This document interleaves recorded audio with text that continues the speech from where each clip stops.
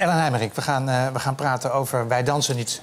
Over een meisje dat opgroeit in een orthodox-christelijke gemeenschap. Het boek is gebaseerd, en eigenlijk het eerste boek wat u daarover geschreven heeft, Blinde Wereld nog meer, op uw eigen well-being. Opgroeien in zo'n gezin.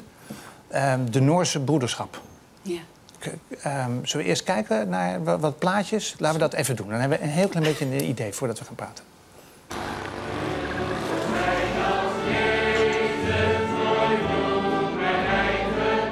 Hij zegt, Heere Jezus, en ik keek hem aan. Met behulp van Gods woord de zonde overwinnen en rein worden. We hebben uw hulp nodig. Wilt u die geven in de samenkomst ook, heren? Opvoeden met de Bijbel in de hand, waarin teksten staan als: wie zijn roede spaart, haat zijn zoon. Maar wie hem lief heeft, tuchtigt hem reeds vroeg. En indien ik iemand iets heb afgeperst, vergoed ik het viervoudig. Dat ik ontzettend dankbaar ben dat God mij heeft geroepen en dat hij een plan met mij heeft. En als ik daarin naar wil luisteren en mijn eigen wil op ga geven, dan laat God mij zien wat fijn het wordt in je leven. En dan wordt het voor de andere mensen om je heen ook goed. In de zomer ontmoeten ze elkaar allemaal op camping De Kroezendannen in Twente.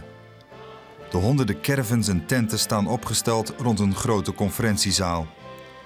De Noorse broeders voelen zich één grote familie. Een stukje van de NCV, geloof ik. Herken je nog mensen die... Ja, mijn neven waren in beeld. Je neven? Ja. Ja? Want het gaat tot de zoveelste graad. Ze zitten allemaal bij de Noorse broederschap. Ja, het was eigenlijk zo. In de jaren 50 kwamen ze vanuit Noorwegen hier naartoe. En de familie van mijn vader, zowel als van mijn moeder, die bekeerden zich vrijwel allemaal tot het geloof. Want die kwamen in een kerk prediken daar. En die brachten toch iets anders dan wat ze gewend waren. En dus die hele familie was gelijk erin. Wat was het aantrekkelijke dan? Waardoor ze er meteen in gingen? Nou, ik vind dat de jaren 50 ook een rol spelen. Dus mijn ouders bijvoorbeeld waren in de oorlog in hun kinder- en jeugdtijd. Dus ze hebben een onveilige tijd meegemaakt. En in de jaren 50 ontstonden, geloof ik, de eerste communes. Mensen gingen emigreren. En mensen verlangden naar een soort veiligheid en een soort leidraad in hun leven. En dan moet je je voorstellen dat ze in een gewone kerk zaten en dat die Noorse broeders daar kwamen en die gingen van de kansel af. Die wilden beneden staan en die zeiden: het woord van God is niet voor gestudeerde theologen, maar voor iedereen begrijpelijk. En ze verkondigden bijvoorbeeld: als jij last hebt van drift, dat je daar met Gods hulp van af kan komen. Dus thuis ook. Heel slecht voorbeeld, maar... Nou ja, maar ik bedoel, de harmonie in het gezin herstelde. Er zitten hele mooie factoren aan zo'n geloof. En ja, de mensen kregen een zingeving in hun leven. En die wilden ook hun verkondigen dan de overwinning over de zonde. Dus ze worden betere mensen. De een acht de ander altijd hoger dan zichzelf. Hoe ging dat bij de kleine Ellen? Want ja, ik ben erin geboren. Ik ben erin geboren, dus dat gaat het eerste boek eigenlijk over. Dus dat ligt ook dichter bij mezelf. Dus dat je als kind kunt twijfelen, maar twijfelen is natuurlijk ongeloof.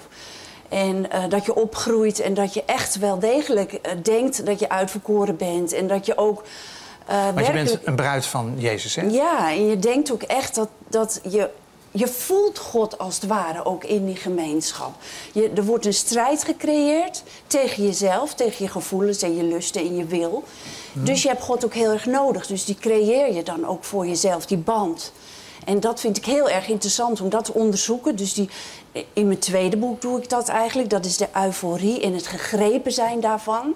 En dat je in die euforie beslissingen neemt. Dat je bijvoorbeeld, wat ik eerst zei, familieleden, dat je daarmee breekt die er niet meer om willen gaan. Dat je je kinderen tuchtigt enzovoort. Ja, misschien aardig om een klein stukje voor te lezen uit Wij dansen niet, waarin je ook afscheid neemt van alle wereldse zaken. Min of meer. Dat is in de jaren 50, dat ze dus... alles ging het huis uit, dus de radio was er... De televisie hadden ze nog niet, maar wel boeken en van alles eigenlijk. En dat werd dan op een leuke manier geofferd, zeg maar, met een picknick, met een mand, met broodjes. En eigenlijk heel gezellig voor de kinderen. Dus, Eén voor één mochten ze iets in het vuur gooien. Niet te veel tegelijk. De dunne kousen losten op in een snelle blauwe vlam, evenals de haarlinten. Haar moeders hoge hakschoenen rekten zich tussen geelgroene vlammen. Verschrompelden en stonken alsof ze weigerden hun ijdele levenswandel op te offeren aan het vuur. IJzer mikte zijn soldaten tussen de stammen. Haar vader brak boekenruggen. Zo kreeg het vuur beter vat op de bladzijde.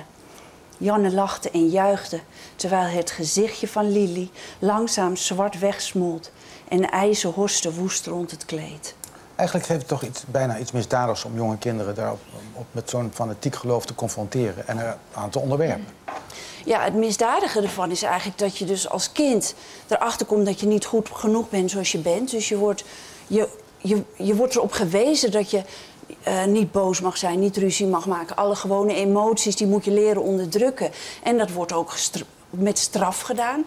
Dus daarmee vermink je eigenlijk de authenticiteit van het kind. Ja, want u vertelde in het begin van de uitzending dat u geslagen werd en uw broer nog harder. Ja.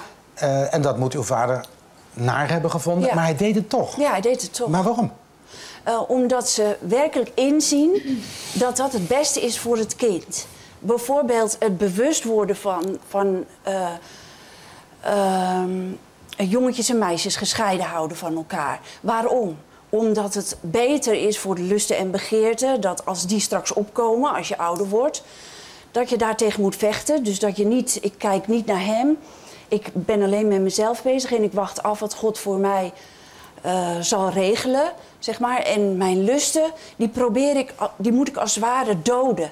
En dat is nou juist zo funest, want je doodt eigenlijk daarmee een deel van jezelf, omdat je dus niet in een bepaalde balans komt. Dus voor mij gold dat als kind, of toen ik in mijn jeugd kwam, dat je het normale wat je doet, experimenteren met anderen, met jongens, of gewoon je balans zien te vinden in het leven op dat gebied van seksualiteit.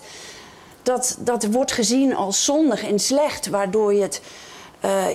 je voert een enorme strijd met jezelf. Kun je daar wel over praten met leeftijdgenootjes die dus in diezelfde gruwelijke wereld gevangen zaten?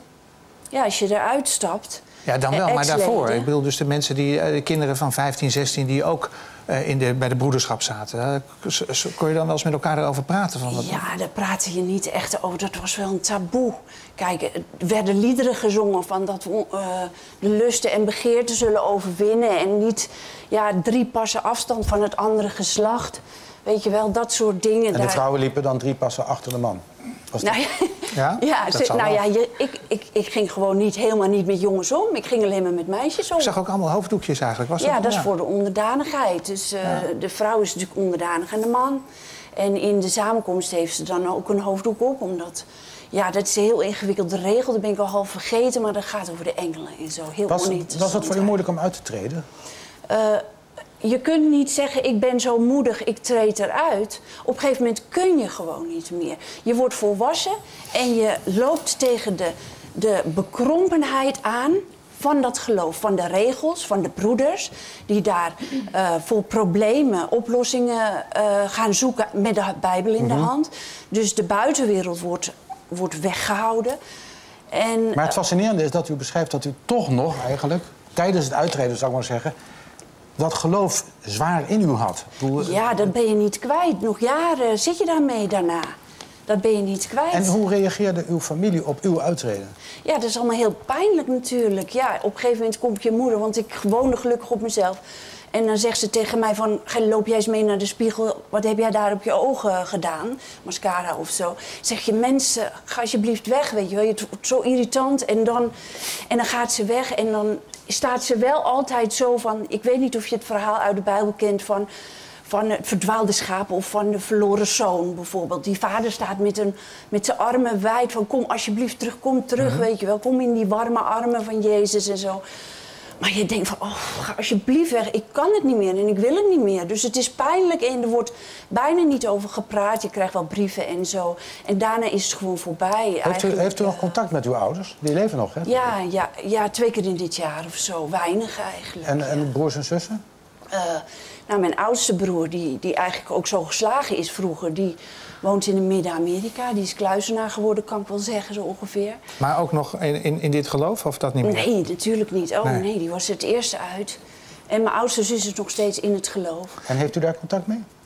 We proberen wel een band te behouden. Ze verwijt u dat u bent uitgetreden nog steeds? Nee, ze verwijt me dat niet.